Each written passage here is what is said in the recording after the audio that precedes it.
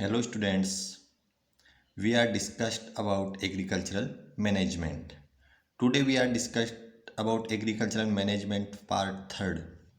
Students अपन ने agricultural management के agricultural practices के बारे में डिस्कस कर रहे थे, जिसमें अपन ने पीछे 3 प्रैक्टिसेस के बारे में डिस्कस कर चुके थे। देखिए इसमें एग्रीकल्चरल प्रैक्टिस में फर्स्ट था preparing of soil, sowing, adding manure and fertilizer, irrigation, protecting from weeds, harvesting और स्टोरेज। पिछले पार्ट 2 जो वीडियो था अपना इसका, उसमें अपन ने एडिंग मैन्योर एंड फर्टिलाइजर तक डिस्कस कर चुके थे। अब पार्ट इसका 4th पॉइंट आता है इरिगेशन। देखिए students, irrigation the supply of water to crop at different intervals. Means क्या कि क्रॉप को डिफरेंट इंटरवल पे वाटर की सप्लाई करना इरिगेशन कहलाता है। देखो इरिगेशन के सोर्स क्या क्या हो सकते हैं। सोर्स हो सकता है वेल्स हो सकते हैं, tubewells, ponds, lakes, rivers, dams, canals etc अपने क्रॉप को सब इरिगेशन के सोर्स हो सकते हैं।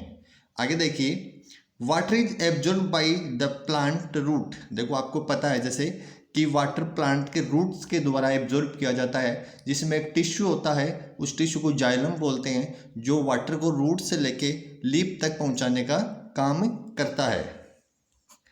आगे along with water roots of plants also absorb minerals and fertilizer. देखो वाटर जब रूट्स प्लांट्स की वाटर को एब्जॉर्ब करती हैं तो उसके साथ सॉइल में जो न्यूट्रिएंट्स होते हैं, मिनरल्स होते हैं, उनको भी एब्जॉर्ब करती हैं जो प्लांट की ग्रोथ के लिए रिक्वायर होते हैं। Water is also essential for germination of seed. देखो जर्मिनेशन जब अपन बीज जमीन में डालते हैं तो जब तक जमीन में मॉइस्चर, सॉइल में मॉइस्चर नहीं होगा तब तक सीड जर्मिनेट नहीं होगा। मॉइस्चर होगा तब ही सीड्स होते हैं वो जर्मिनेट होते हैं। आगे देखिए 5 नंबर पॉइंट अपना इसी का प्रोटेक्टिंग फ्रॉम वीड्स से। वीड्स से भी प्रोटेक्ट करना अपन को क्रॉप को बहुत जरूरी होता है।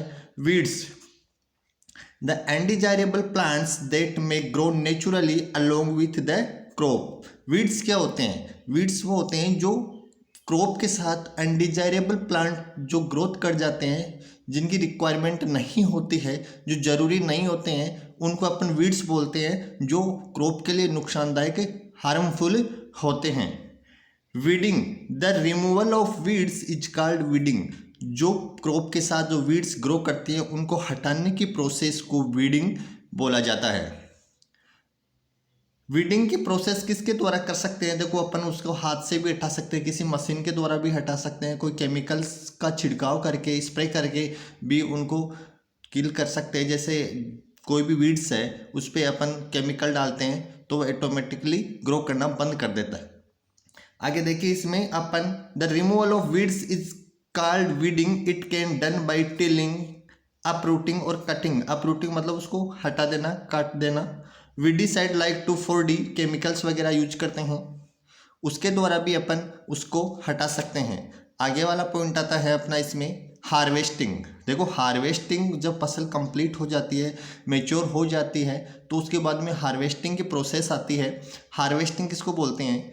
It simply means cutting of crops after it is mature. देखो मेच्योर क्रॉप को काटते हैं, उसको हार्वेस्टिंग बोला जाता है। हार्वेस्टिंग के प्रोसेस में एक थ्रेसिंग आता है। थ्रेसिंग क्या होता है? देखो after harvesting the grain seed need to be separate from chaff. देखो क्या होता है, जब फसल को अपन हार्वेस्ट कर लेते हैं, काट लेते हैं, तो फिर फसल को, ग्रेन्स को और काफ को अलग करना जरूरी होता है। वो प्रोसेस थ्रेसिंग के द्वारा की जाती है।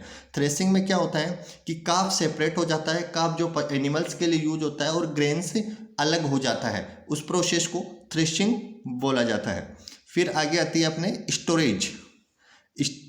स्टोरेज में देखना, देखो जब सेपरेट कर लेते हैं अपन काफ को और ग्रेन्स को, तो फिर ग्रेन्स होता है वो अलग हो जाता है, तो ग्रेन्स को स्टोर करना जरूरी होता है, क्योंकि ग्रेन में मॉइस्चर नहीं होना चाहिए। मॉइस्चर होने से ग्रेन्स होते हैं वो ग्रेन है वो खराब होने लग जाते हैं। देखिए the harvested crop has to be protected from moisture, insect, rat and micro organism. देखो हार्वेस्ट हार्वेस्टेड जो ग्रेन्स होते हैं हार्वेस्ट करने के बाद में उसको प्रोटेक्ट करना जरूरी होता है, क्योंकि उसे मॉइस्चर से बचाना होता है, इंसेक्ट्स, क्योंकि अनाज में कीड़े वगैरह भी लगते हैं, रेड्स, चूहे वगैरह जो रेड्स होते हैं वो भी हार्मफुल होते हैं, इफेक्ट डालते हैं ग्रेन्स के लिए, क्योंकि वो उनको खाते हैं। माइक्रो ऑर्गेनिज्म से भी ग्रेन्स खराब होते हैं, तो इनसे बचाने के लिए स्टोरेज करना जरूरी होता है। The grain are properly dried in the sunlight to reduce the moisture content in them. देखो, ग्रेन्स को स्टोर करने से पहले ग्रेन को सनलाइट में उसको मॉइस्चर होता है ग्रेन्स में, उसको हटाना जरूरी होता है। मॉइस्चर अगर ग्रेन्स में है तो वो जल्दी खराब होते हैं। उससे अगर मॉइस्चर है तो इंसेक्ट, बैक्टीरिया, फंजाई वो ज़्यादा नुकसान पहुंचाते हैं ग्रेन्स को, उसमें जल्दी ग्रोथ करते हैं। अगर ग्रेन्स में मॉइस्चर है तो इंसेक्ट, बैक्टीरिया, फंजाई ये ग्रो करते हैं और ग्रेन्स को नुकसान पहुंचाते हैं। आगे देखिए, farmer store grain in jute bags और मेटेलिक बैग्स। देखो, फार्मर्स होते हैं वो ग्रेन को किस में स्टोर करते हैं? जूट बैग में, जूट के बने हुए जो बैग होते हैं, और मेटेलिक बिन्स में भी स्टोर करते हैं। यहाँ पे एग्रीकल्चरल प्रैक्टिस के 7 पॉइंट अपने कंप्लीट होते हैं। यहाँ पे एग्रीकल्चर का चैप्टर कंप्लीट करते हैं अपन, आगे दूसरे अलग पॉइंट लेंगे। आज के लिए इतना ही, थैंक यू।